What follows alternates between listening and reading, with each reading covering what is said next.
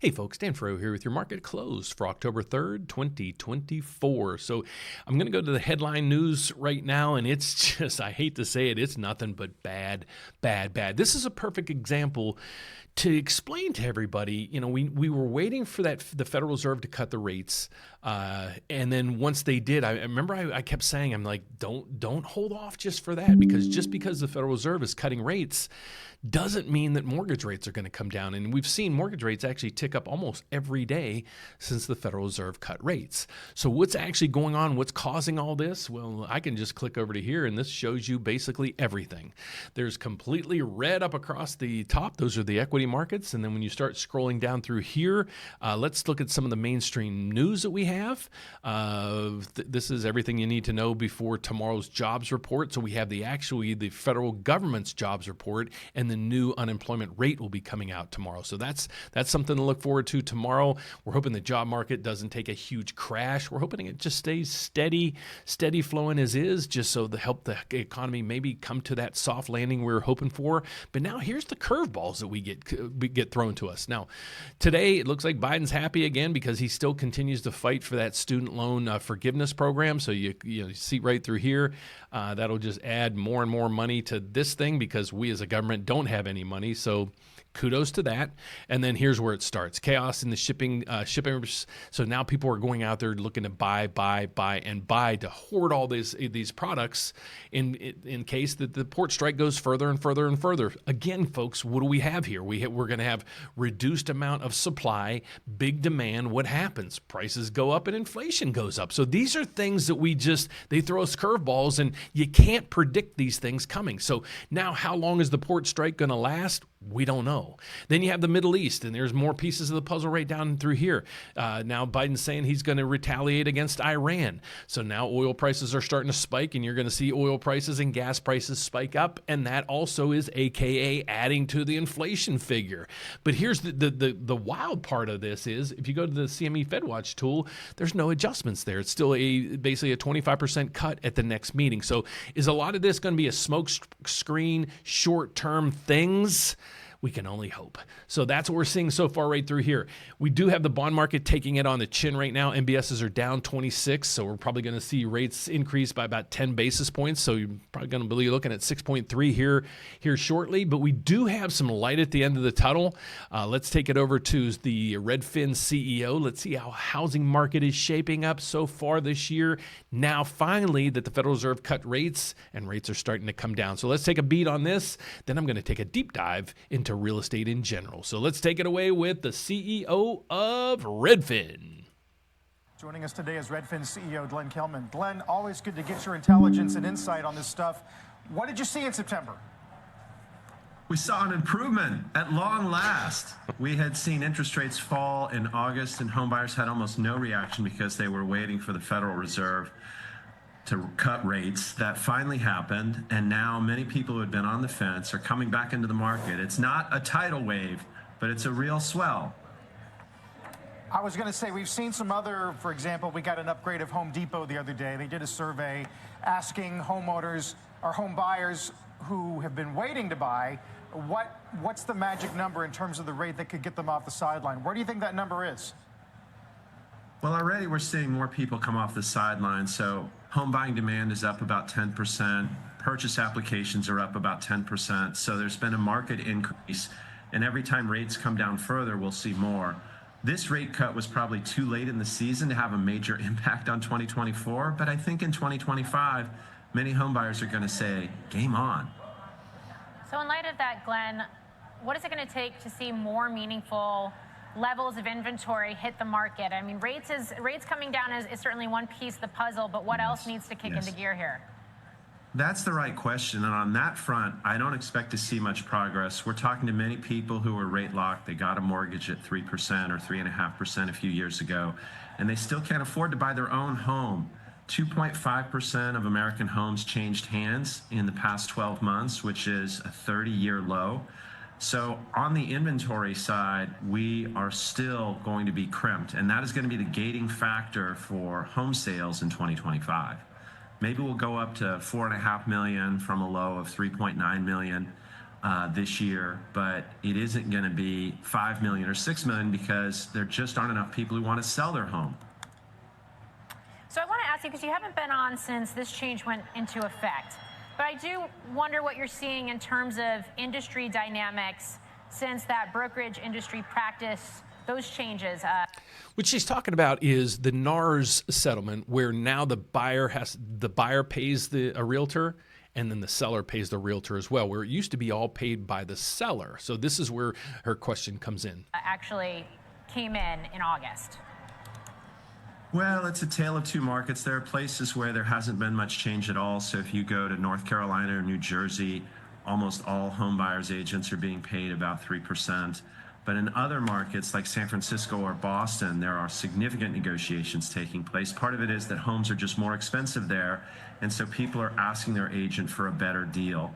So it's been market by market. Some of that's just about how hidebound the market is, and some of it is about how high the home prices are. But increasingly, listings are being put on the market where the seller says, what I pay the buyer's agent is negotiable, and multiple offers may come in, one with a fee of 3%, one with a fee of 2%. All else being equal, they're going to take the offer that only has to pay 2% to the buyer's agent. So we're going to see more activity in the spring. That's when I expect more bidding wars, and that's when I expect more pressure on fees. Right now, we're just going through this trial period, and in some places there's negotiation, and in some places there isn't much.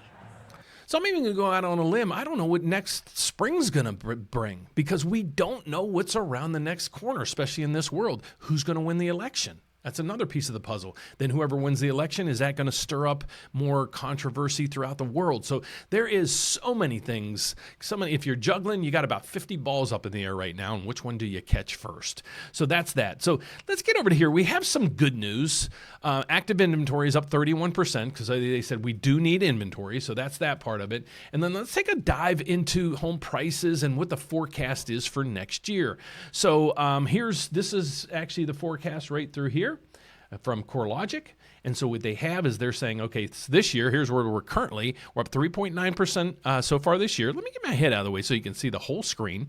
3.9%, but month over month, we're down 0.1. So that's not normal at all, especially over the last, who knows how many years. Okay, so that's the news that we have right now. So they're predicting basically a completely flat market as well. And I've been saying that for the last 2 years. You go down through here. Here's where the maps are in regards to price changes. Right through here, you can see right through there. And you see in the most price changes up through right through here, the northeastern section. It starts right in here and goes over to there. They're doing pretty well. Top 10 areas for changes. Here's what we have. Home appreciations, 9% in Miami, 4.7% in Boston. Chicago, we're killing it right now at 6.8%. So you don't see anything down here that's like multi-digital downs, but there is down markets. Here's the declining market. I want to give a little bit of a comment on here. I knew, because I talked to realtors, several realtors in Utah over the last couple of years, and they're like, it's nuts here. So I predicted that Utah would take a substantial hit. Atlanta, that's a little bit different. I don't know enough about that market to tell you there.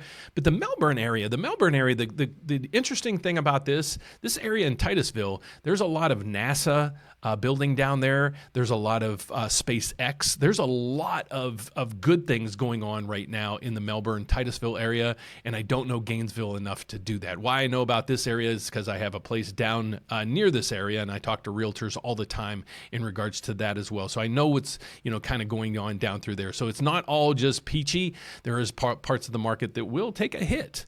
So that's what we're seeing right through here. But based on all the information we have, has the Federal Reserve actually changed their target on, are they going to cut 25? Are they going to cut 50? Are they going to cut anything at all? Well, the CME FedWatch tool is still giving it a 65% chance there's a 0.25% cut coming. So tomorrow's jobs report, that will be a huge market mover for us. So we will be back tomorrow morning. Let's see if we can go and show you what the outlook looks like for that. Is they're going to give us tomorrow. So here's what the outlook looks like for tomorrow's jobs report. Let me see if I can get that in here and scroll it up a little bit for you so we can see, what's coming up. So right now we have average hourly earnings. That's one thing we're going to take a look at too, because inflation's now at, let's say, in the 2 range. So if people's wages are going up enough, we we might just offset this. But what we're looking at right now is how many jobs were created and what's that new unemployment rate going to go to. They're saying it's going to stay steady at 4.2. I don't know, but I'll take their word for it. And but this is going to be a market mover, and it's also going to tell us how accurate ADP's numbers are this round. So as ADP gets more and more accurate, because they come up with their number about a day or two before the Fed does, I used to look at it. Numbers were terrible. Recently, they've been getting pretty good, so we'll look at that tomorrow to see how the government numbers match up to the ADP numbers, and so can we use that data going forward to help us with our analysis. So that's our report for today.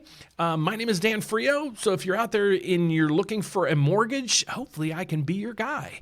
I'm licensed in all 50 states as well as Puerto Rico, so there shouldn't be a reason why you don't use me anywhere. You could say, well, you don't work in my state, because I do. And we also created this special tool for you. So if you've already bought a house, thanks for continuing to watch my channel. A lot of people don't after they buy their first house, but we just came up with this tool. Let me see if I can move my screen a little bit. Oh, that's kind of cool.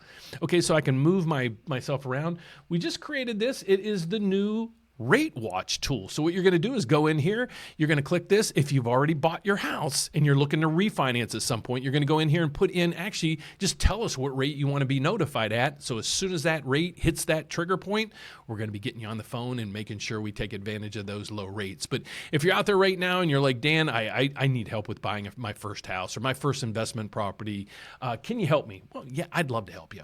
But the first thing I need you to do is check the grant finder right through over there. So the grant finder is going to open up access to national grants as well as grants in the Chicagoland area, where we are. So that'll help you there. But you can also hit the Apply Now tab if you're looking to get in, put in your application. What a lot of people do is they avoid the application part and they call us. Okay, so if you'd like to call us, you can do that as well. It's an 800 number, and the number is 844-775-5626, or email me directly at dan@the-rate-update, and I'll take care of you as well. So thanks so much for watching, guys. I do have one last thing to ask of you. I just got a notice from my wife, and my brother-in-law just got diagnosed with stage 4 prostate cancer. So please, your prayers would be welcome. His name is Mark, and if you could put him in your prayers, I greatly appreciate it, because that side of my family right now is having a tough time. So I'd appreciate anything you can do for us. So thank you so much there, and I will be back tomorrow at the morning bell to let you guys know how the employment numbers went and where we go from here. So thank you so much, and look forward to seeing you tomorrow. Bye-bye.